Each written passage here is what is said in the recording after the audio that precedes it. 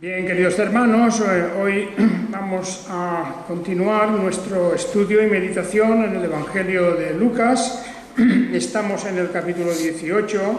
Habíamos hablado en 2 domingos anteriores sobre la oración.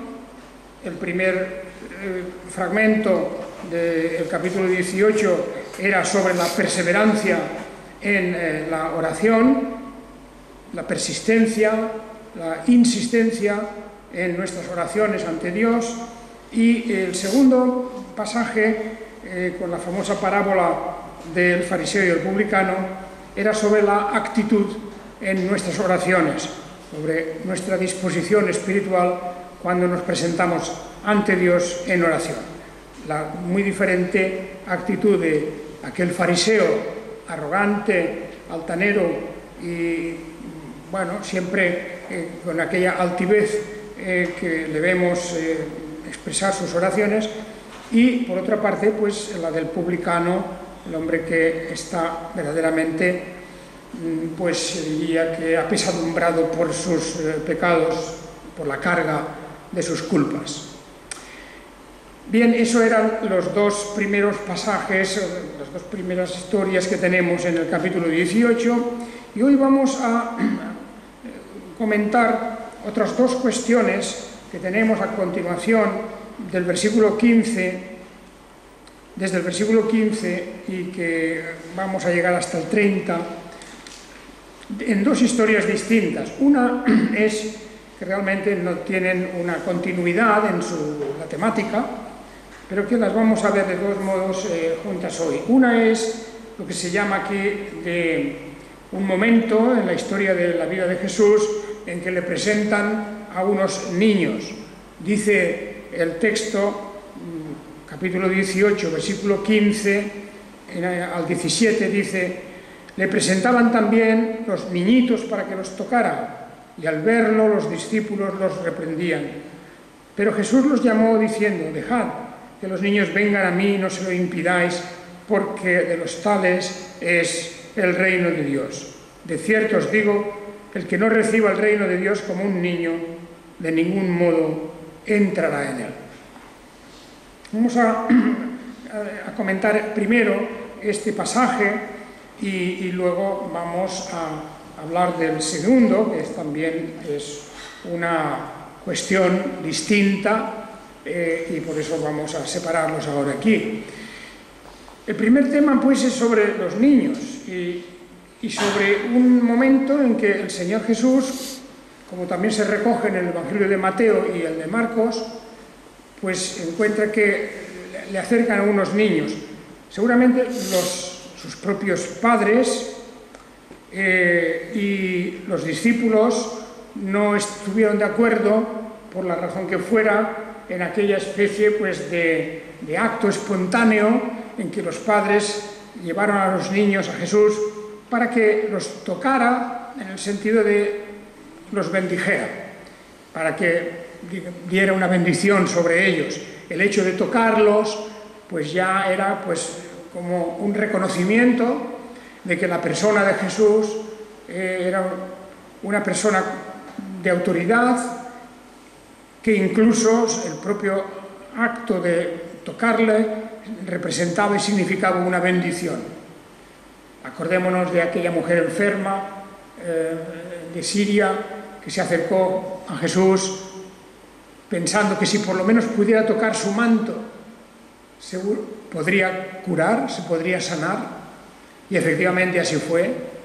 De manera que es esa cercanía, el tocar físicamente a la persona, era una muestra de fe también. Pensaban que tocando la persona de Jesús, eso representaba el tener una bendición especial. Muy bien, aquí lo más probable es que eran los propios padres que acercaron a niños muy pequeños, que eso es lo que el texto original nos viene a decir. No eran niños de 8, 10 o 15 años o algo así, no, eran niños posiblemente que empezaban a andar ya, de esa edad entre 1 y 2 años máximo, ¿verdad? Muy pequeños. Y lo vemos aquí como los padres con fe están aproximándose a Jesús y eso no lo entienden los discípulos. Los reprenden, una especie de, como si fueran ellos algo así como un cuerpo de seguridad alrededor de Jesús. No querían que nadie se acercara demasiado, pues posiblemente con buenas intenciones, por supuesto, como para protegerlo, y los reprendían porque tal vez había una aglomeración y había una presión, unos empujones para acercar a esos niños a Jesús. Y vemos aquí también la respuesta del Señor Jesús, como, por supuesto, Él abre totalmente sus brazos para ellos. Dejad que los niños vengan a mí y no se lo impidáis, porque de los tales es el reino de Dios. Este es un texto que se ha utilizado mucho, por cierto, en relación a cuál es la situación espiritual de los niños, tanto de los que viven, como estos, niños que son acercados a Jesús, como de los niños que pudieran morir en esa edad temprana de su infancia. También hay algunos que han utilizado estos textos para referirse a una ceremonia que se practica en muchas iglesias evangélicas, que es la presentación de niños, que más bien en realidad no tanto de este pasaje, sino que tiene que ver cuando Jesús fue presentado en el templo, por ser primogénito, ¿verdad? Bien, aquí hay varias cuestiones que podemos tratar brevemente. Lo primero, yo descartaría totalmente la idea de que tiene algo que ver con la ceremonia que en las iglesias evangélicas de tipo bautista, claro, las que bautizan adultos, pero que a pesar de que bautizan solamente adultos, a los niños pues les hacen una ceremonia de presentación. Bueno, ya hace muchos años que no lo he visto, no sé cómo lo hacen ahora exactamente, pero parece como si fuera un sustituto de un bautismo. Hay una cierta ceremonia y a veces pues a los niños los engalanan también y estas cosas. De todas maneras, hay que tener en cuenta que la presentación que vemos en la Biblia, cuando Jesús fue presentado por sus padres en el templo, aquello era un cumplimiento de la ley de Moisés, de que todo ser que era primogénito, pues era presentado o entregado al Señor. Simbólicamente, el primogénito pertenecía al Señor, incluso de los animales. Cuando un animal daba luz y tenía una cría, la primera era una ofrenda especial para el Señor, y se presentaba en el templo, se daba y se entregaba a los sacerdotes. Y también, pues, indudablemente, todo lo que se refiere al hecho del nacimiento de un niño, de un primogénito, tenía ese requisito especial de la ley de presentarlo ante Dios. Simbólicamente se entregaba a Dios. No era una entrega necesariamente formal, material, era un acto diciendo: Señor, gracias por este hijo, igual que tú me lo has dado a mí, yo te lo doy a ti, como diciendo, tómalo en tus manos.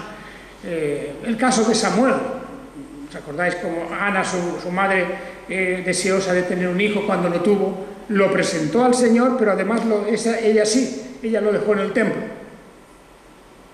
Bien, todo eso realmente no tiene ninguna relación con la ceremonia en las iglesias de tipo bautista de presentación de niños.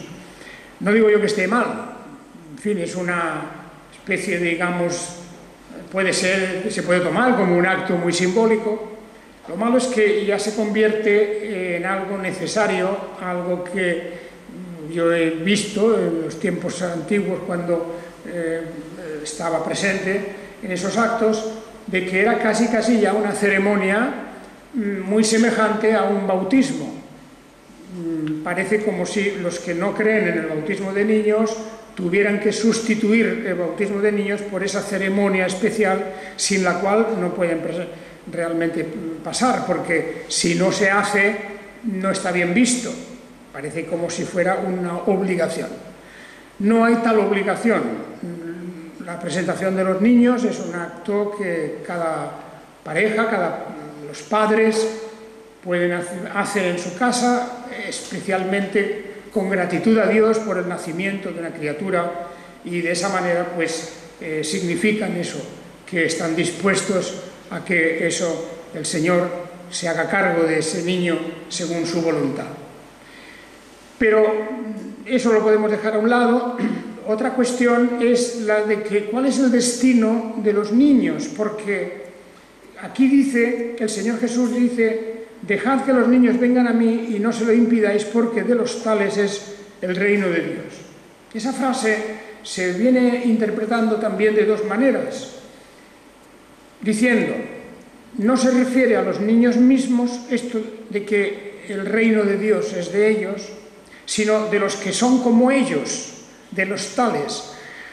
Eso tiene una cierta lógica, porque también el Señor Jesús en otro lugar dijo que si no os volviereis como niños, no podréis entrar en el reino de los cielos. De manera que hay una comparación del adulto con el niño, diciendo, si el adulto no se convierte de tal manera que su inocencia, su sencillez sean parejas parecidas a las de los niños, no puede entrar en el reino de los cielos. Eso tiene una cierta lógica interpretativa y en cierta manera es cierto, es verdadero, claro, que el Señor Jesús comparó, diríamos, la inocencia del niño a esa buena voluntad y esa sinceridad respecto a la fe, a la creencia y a la vida espiritual, religiosa de los adultos. Todos tendemos que ser como niños.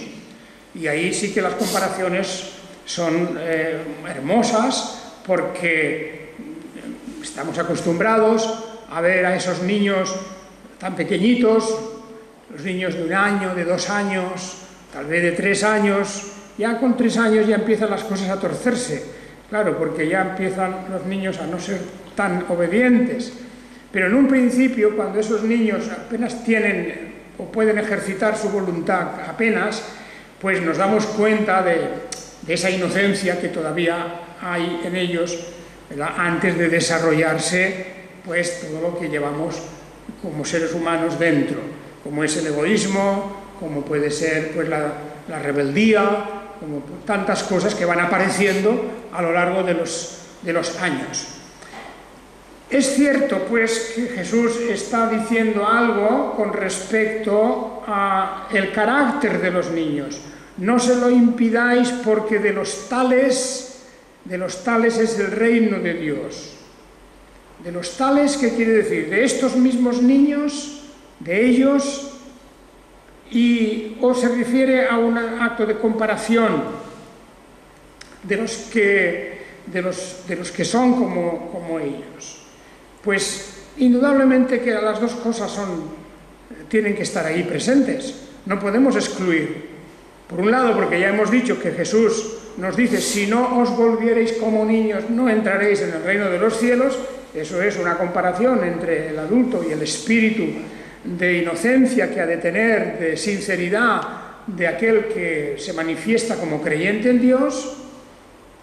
Y también, por el otro lado, tiene que ver con la propia inocencia del niño, y cuando hablo de inocencia no me refiero a estar exento del pecado. El pecado original está ahí en todos, pero ese pecado original, esa corrupción de la naturaleza con la que venimos ya al mundo, no empieza a manifestarse de inmediato, desde el punto de vista de la voluntad de la persona, ¿verdad?, sino que se necesita que pasen unos años, un tiempo, y entonces se va percibiendo cómo la voluntad humana está contaminada por el pecado. Pero mientras tanto, la figura de un niño es un buen ejemplo, es una buena comparación, y en ese sentido podemos decir que ciertamente hay aquí también un mensaje para los padres que pierden a sus hijos en una edad muy temprana, antes de lo que podríamos llamar esa edad de discernimiento de lo que es el bien y el mal.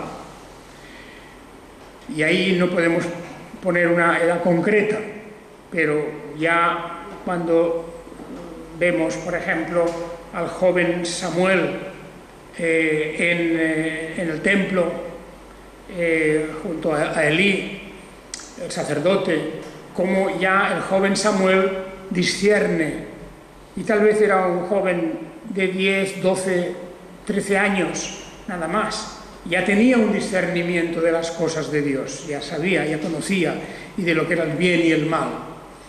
Pues, sin embargo, aquí se está hablando de niños muy tiernos, de muy poca edad, y sobre ellos se está diciendo que de ellos es el reino de Dios, y de los que son como ellos, pero de ellos también, los incluye. Por eso la cuestión es, en mi opinión, y así yo siempre lo he enseñado y lo he dicho a quienes me han preguntado, tengo la convicción de que los hijos de creyentes, por la vinculación del pacto, por esa relación que el pacto de Dios establece, si mueren jóvenes en esta edad temprana, tienen el reino de Dios a su disposición. Es decir, son herederos también del reino de Dios. Niños, hijos de creyentes. Estamos primero hablando de esa categoría en la que podemos decir con toda seguridad: los hijos de padres creyentes que mueren en su infancia, podemos decir que son herederos también del reino de Dios. Porque hay una promesa en el pacto para vosotros y para vuestros hijos, es la promesa. Y porque una persona, algunos dirían, un niño de 1 año no puede tener fe, o un niño de 6 meses no ejercita ninguna fe, y muchos ponen ese obstáculo, pero no es necesaria la fe, porque no es que seamos salvos por la fe, sino que somos salvos por la gracia, por medio de la fe. La fe cuando el adulto puede realmente ejercitarla. La fe es un don de Dios que viene en relación con el discernimiento, con el conocimiento, con la instrucción. La fe viene por el oír la palabra de Dios, por el conocer la palabra de Dios, y entonces la fe realmente es un don que está aparejado a las personas y para las personas que tienen esa capacidad, y a personas en una situación de discernir, de comprender y de hacer uso de la voluntad también. Pero el niño pequeño no. El niño pequeño no necesita la fe porque es la gracia directamente, la gracia que salva. Somos salvos por gracia, no lo olvidamos. Es la causa real de nuestra salvación, es la gracia de Dios, el perdón de Dios. Y en el adulto eso se manifiesta por la fe. Bien, pero la pregunta queda también, aún una pregunta. ¿Qué ocurre con los niños que son hijos de personas no creyentes? ¿Qué son personas que están fuera del cristianismo incluso? ¿Qué ocurre con esos niños? Y aquí es una cuestión en donde la Escritura nos dice muy poco y por lo tanto no podemos aventurarnos mucho. Hay dos posibilidades, claro, solamente, ¿no? Y una es decir, pues igual que sus padres que no son creyentes no pertenecen al pueblo de Dios y por lo tanto su destino eterno no es el de la gloria y salvación. Esa podría ser una posibilidad, incluyendo a los niños. Pero también hay otra posibilidad que creo que podemos aquí más o menos manifestar como teoría, porque no puedo yo afirmarlo. Pero teniendo en cuenta que se habla de los niños, aquí eran niños de Israel, de padres creyentes que iban a Jesús, no sabemos qué clase de fe en Jesús tenían tampoco, pero en el caso de otros niños podemos decir que el único pecado que hay en ellos es el pecado original, el pecado heredado de Adán.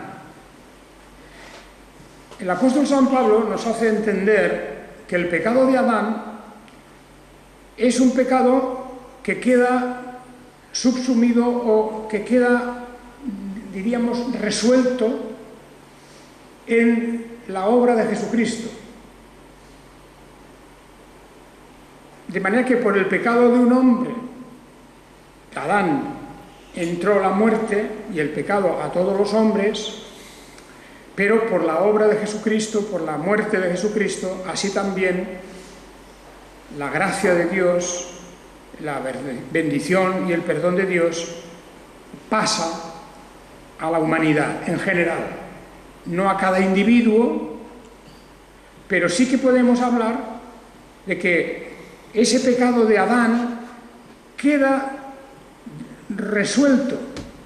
La culpa de Adán que se imputa, que se transmite a los que vamos naciendo, esa culpa de Adán, podemos entender que en la cruz ha quedado también redimida y perdonada.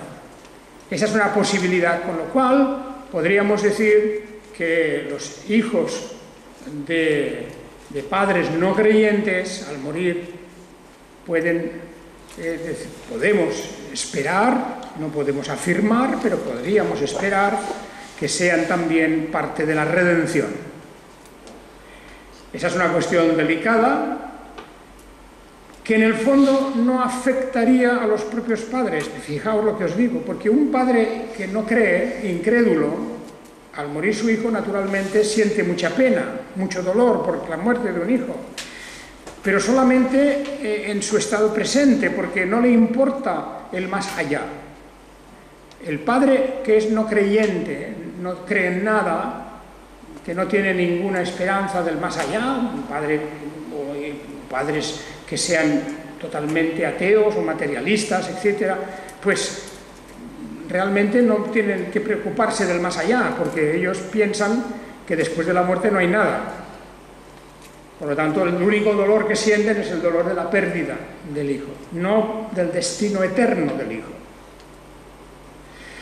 De manera que, claro, en ese sentido, cuando un niño, hijo de padres no creyentes, muere, nosotros podemos y debemos darle el pésame a esos padres por la tristeza y el dolor de haber perdido un hijo, pero no les podemos dar consolación. Podemos dar consolación a los padres creyentes, a aquellos que han perdido un hijo, y podemos decirle: tu hijo está en las buenas manos de Dios, tu hijo está en el reino de Dios, tú volverás a ver a tu hijo, etc. Todo eso sí que es algo que diferencia a los padres de creyentes y no creyentes. De manera que es una cuestión que tenemos ahí para pensar y para considerar, porque muchas veces es importante tener esto claro, en qué podemos decirle a los padres que han perdido a un hijo. No es lo mismo un caso que el otro. Y por eso, cuando Jesús dice que de estos niños es el reino de Dios, pues realmente está afirmando que ellos, tal como estaban en ese momento, esos niños eran ya herederos del reino de Dios. No solamente de unas promesas, sino del reino, efectivamente. Y por eso, sin más diferenciación, podemos decir a un padre, una madre que ha perdido un hijo creyentes, ellos, que su hijo está en el reino de Dios. No se lo podemos decir a los padres no creyentes. Es decir, no les interesa eso tampoco. Tienen el dolor de la pérdida, pero nada más. una cuestión que hemos de entender. Bien, esas son unas reflexiones sobre esos 3 versículos que tenemos ahí. La siguiente cuestión, en la que vamos a estar unos minutos, es sobre el tema de los ricos. Aquí ya no estamos en el terreno de las parábolas, como la del fariseo y el publicano, o de la viuda y el juez injusto, sino un hecho que se presenta real en la vida de Jesús. Un hombre importante, un dignatario, dice aquí, le pregunta al Señor Jesús: ¿qué haré para heredar la vida eterna? Ya desde el punto de vista de un israelita, la pregunta era equivocada, porque ellos tenían que saber que entre el Señor y el pueblo de Israel había un pacto. Había un pacto, había una relación especial. Y esa relación era la de obedecer y creer en las palabras de Dios, en la de seguir el camino de la ley, de sus mandamientos, que Jesús le va a decir eso inmediatamente. Esto es... y de tener también el corazón plenamente entregado a las cosas de ese reino de Dios. La diferencia está aquí entre el reino de Dios y el reino terrenal, las cosas de este mundo, aunque sean legítimas, claro está. Pero heredar la vida eterna, ¿qué tendré para heredar? ¿Qué haré para la vida eterna? La intención era, seguramente, de este hombre aclararse, porque las diferencias de opinión dentro del pueblo de Israel en este momento eran grandes. Eran grandes las diferencias, como hoy día en muchos cuerpos religiosos, en muchos grupos y denominaciones religiosas, en el judaísmo, en el cristianismo, hay diferencias de opiniones. ¿Cómo se llega a la vida eterna? ¿Cómo se entra en el reino de Dios? Pues ya sabemos, dentro del mundo cristiano hay muchas opiniones. Está el bloque de la Iglesia Católica Romana, de carácter sacramentalista, de la Iglesia oficial, y lo que tienes que hacer es participar de los sacramentos y ser obediente a la Iglesia, y bueno, y eso más o menos le da a la persona una cierta tranquilidad de que por lo menos irá al purgatorio. Bueno, pues esa es una opinión, y son muchos millones los que siguen esa directriz, esas enseñanzas, y piensan que para heredar la vida eterna tienen que estar pues, diariamente o semanalmente en las misas y todo eso. Pero hay luego, dentro de otro tipo de cristianismo, pues otras opiniones, ¿verdad? Dentro del protestantismo pues están los que piensan que la salvación la ha hecho Jesús en la muerte en la cruz, pero que no vale para nada si uno no, si por su propia iniciativa y voluntad se apropia de las promesas de Dios. De manera que se convierte la obra de Jesucristo en algo que sería inútil, potencialmente inútil, a menos que uno decida, y la palabra decidir y el decisionismo son importantes para esas personas. Piensan que es una decisión de ellos el que tienen que aceptar, y que lo que importa es ese acto de aceptar y esa decisión. Y ahí tenemos todo lo que llamamos en general arminianismo, de aquel profesor Arminio de Holanda, que más o menos venía a enseñar estas cosas acerca de la voluntad humana. No igual, por cierto, no igual que en las iglesias de ahora, porque ahora ya se ha hecho muy superficial y se ha convertido en una especie de trámite que se hace, ¿verdad? Donde más o menos se identifica el hecho de decir yo acepto a Jesucristo con la regeneración espiritual, lo cual es la misma práctica demuestra que no es así. Pero ¿qué haré para tener la vida eterna? Esa es una gran pregunta. Y lo primero que Jesús le viene a corregir con mucha intención, porque este hombre dice, maestro bueno. ¿Qué opinión tenía aquel hombre de Jesús? Pues la de que era un maestro más de los que había muchos en Israel.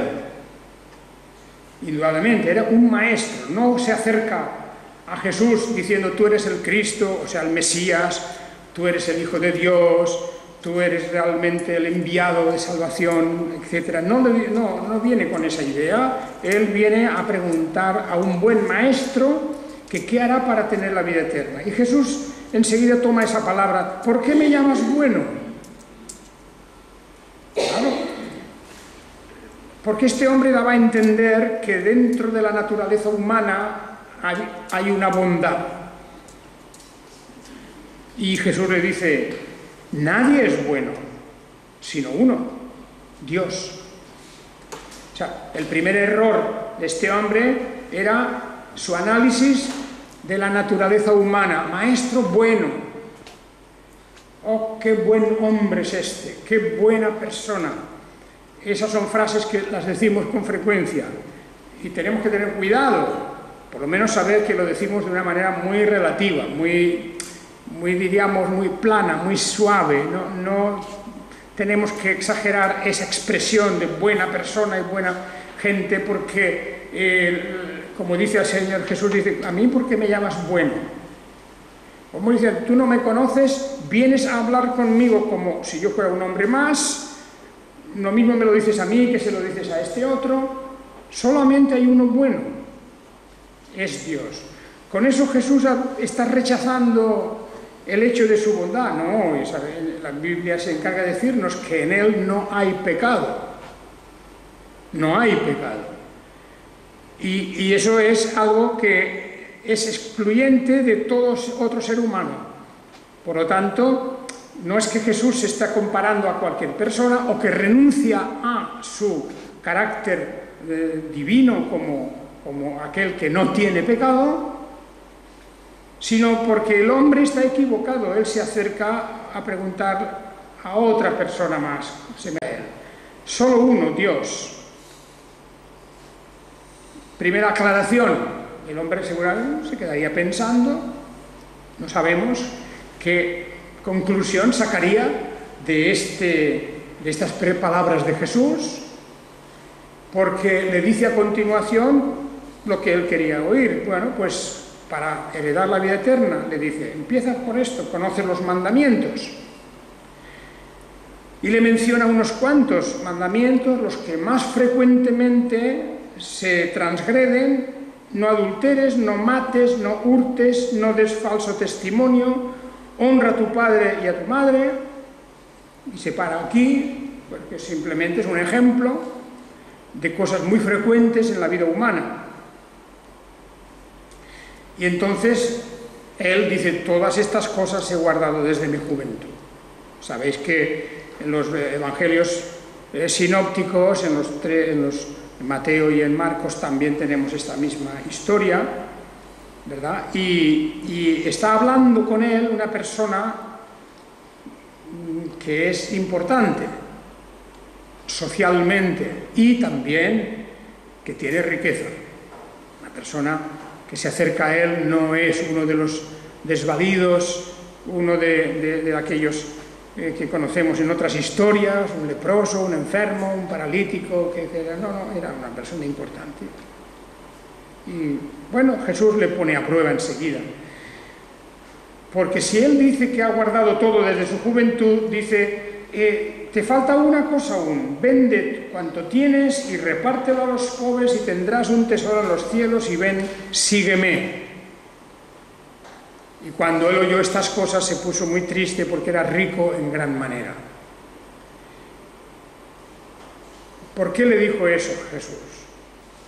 Porque conociendo él, como conoce el corazón humano, sabía que efectivamente su corazón estaba puesto en sus riquezas. No era Dios lo primero, ni la verdad, ni la ley de Dios, aunque él cumplía esas cosas, pero en su corazón no estaba primero Dios, ciertamente, y Jesús lo conoce. Y entonces, cuando Jesús ve esto, habla de la dificultad. Cuán difícilmente entran en el reino de Dios los que tienen riquezas, porque es más fácil que un camello entre por el ojo de una aguja que un rico entre en el reino de Dios. Pues esa es una de las expresiones famosas, que no es una declaración de guerra contra los ricos, no es una palabra revolucionaria, no es una posición de política determinada de Jesús contra los ricos, es constatar un hecho, que el amor a las riquezas es un obstáculo para el amor a Dios. Y eso le puede pasar a un rico con mucha facilidad, le puede pasar a un pobre que se vuelve rico, como son muchos los casos también, un pobre que por lo que sea pasa de la categoría de pobre a la categoría de rico. Y entonces le ocurre lo mismo. Y la riqueza es una cosa relativa, porque hay personas que aun no teniendo muchas cosas, no teniendo demasiadas cosas, sin embargo, han puesto su corazón en ellas. No hace falta ser un gran multimillonario de la lista de Forbes, ¿verdad? No. Hay personas que aunque tengan poco, lo valoran tanto, tienen su vida tan enganchada, tan estrechamente atada a las cosas materiales, que aunque no tengan mucho, sin embargo, les es difícil de incluso pensar en renunciar a ello de alguna manera. De manera que Jesús no es que esté él diciendo, para entrar en el reino de los cielos tienes que prescindir de todo. Esto era una prueba, porque el reino de los cielos no se puede comprar con la riqueza. A cambio de mi riqueza voy a comprar el derecho a entrar en el reino de los cielos. Era una prueba. Cuando oyó eso, se puso muy triste, como diciendo, pues ya me han tocado en un sitio donde no puedo de ninguna manera aceptar eso. Y por eso Jesús habla de este gran problema, de esta gran cuestión de cómo el afán, y le hemos visto otras historias, Jesús, ¿os acordáis de la historia del joven rico? De todas esas gentes que ponen su vida y su esperanza y toda su ilusión en el vivir en las cosas materiales. Porque la riqueza en sí no es mala. Dios es muy rico. Claro, de Dios es la tierra y toda su plenitud, todo es de Él. Nadie más rico que Dios. Todo es suyo. Y la riqueza en sí misma no es más que la posesión de unas cosas, y ciertamente no se condena aquí a la riqueza misma. Está condenado, por cierto, el hecho del amor a la riqueza. Dice que el amor al dinero,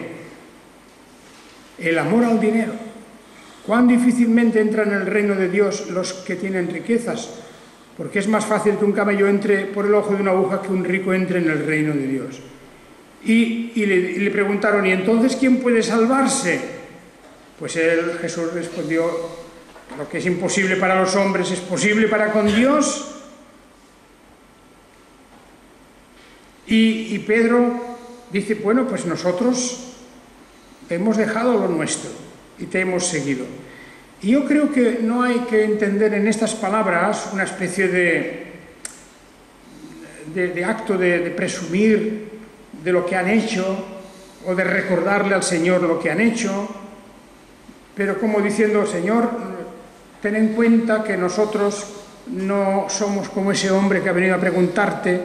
La verdad es que no hemos considerado esas cosas.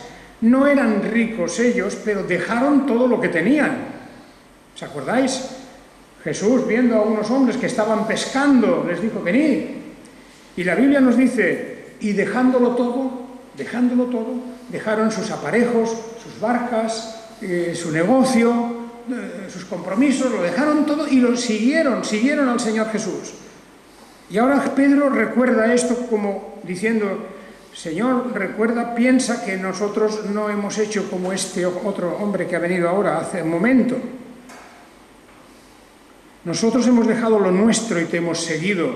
Y él le dijo: de cierto os digo que nadie que haya dejado casa, o mujer, o hermanos, o padres, o hijos, por causa del reino de Dios, que ciertamente no reciba muchas veces más en este tiempo y en la era que viene, la vida eterna. Porque se refiere no solamente que han dejado sus cosas, sino también su familia. Ellos habían llegado a ese punto, habían dejado todo para seguir con Jesús y hacer de su propia vida una continuidad del ministerio de Jesús. Bien, pues sabemos que no es la riqueza o el dinero, sino el amor al dinero. El amor al dinero es la raíz de todos los males, nos dice el apóstol. La raíz de todos los males es el amor al dinero. Lo insaciable de aquellas gentes que quieren pasar por encima de todo, que no se contentan con lo que tienen nunca y que son capaces de cualquier cosa para seguir acumulando. Y eso, claro, depende mucho, porque tampoco vamos a hacer un juicio aquí a los grandes multimillonarios ni nada de esas cosas. Para nosotros no nos toca el juzgar. Hay algunos en la historia que han hecho grandes obras benéficas, han hecho gran uso del dinero, no para ellos directamente, no lo han aprovechado para sí mismos, porque un ser humano, las necesidades que tienen, las necesidades básicas, se cubren con poco. De manera que hemos de entender aquí que Jesús está dando una lección muy importante, ¿verdad?, sobre en qué cosa tenemos puesta nuestro corazón, nuestras ilusiones, en qué cosas. Y si el Señor nos dijera: bueno, deja eso y sígueme, entonces si uno se pone triste, como diciendo: no, es que eso es más importante que seguirte a ti. Esa es cuestión. Entonces no es cuestión solo de ser rico, sino cuestión de qué cosa valoramos y apreciamos más que Dios mismo, más que la verdad del Evangelio, más que la certeza y esperanza de la vida eterna. Esa es la cuestión. Por lo tanto, hermanos, creo que este pasaje es de mucha importancia, precisamente porque vivimos en épocas, en tiempos donde le damos un gran valor, la sociedad en la que vivimos, le damos un gran valor a las cosas materiales, posesiones, incluso la relación de familia también. Todo eso, si se pone delante de Dios, antes que Dios, todo por encima de Dios, también tiene su peligro, indudablemente. Por eso hemos de considerar siempre en qué cosa nos podría poner a prueba el Señor, en qué cosa nos puede poner a prueba. A este hombre le dijo: deja todo lo que tienes, véndelo, dáselo a los pobres y ven y sígueme. Como su corazón estaba puesto en eso, pues ahí se descubre que para él el reino de Dios no era lo más importante, aunque la conversación empezó diciendo: maestro, ¿qué tengo que hacer? Maestro bueno, ¿qué tengo que hacer para heredar la vida eterna? Y la primera prueba que le pone Jesús, ahí fracasa, ¿verdad?, porque tenía cosas más importantes que la vida eterna. Y esa es la gran lección que recibimos de este pasaje esta mañana. Por otro lado, qué duda cabe, los dones que Dios tiene para nosotros aquí en esta vida. Dios, según su providencia, reparte a cada uno, nos da una familia para que juntamente con ellos aprendamos a caminar la senda de de la verdad y de la justicia nos da nuestros hijos, esposas, esposos, etcétera, cada uno, sus familias. La familia es indudablemente un vínculo maravilloso para que aprendamos sobre el amor de Dios. Y todo eso hemos de ponerlo y colocarlo en su sitio. Esa es la importancia de este pasaje, que sepamos valorar y apreciar lo que Dios nos da, poniéndolo en el lugar que le corresponde.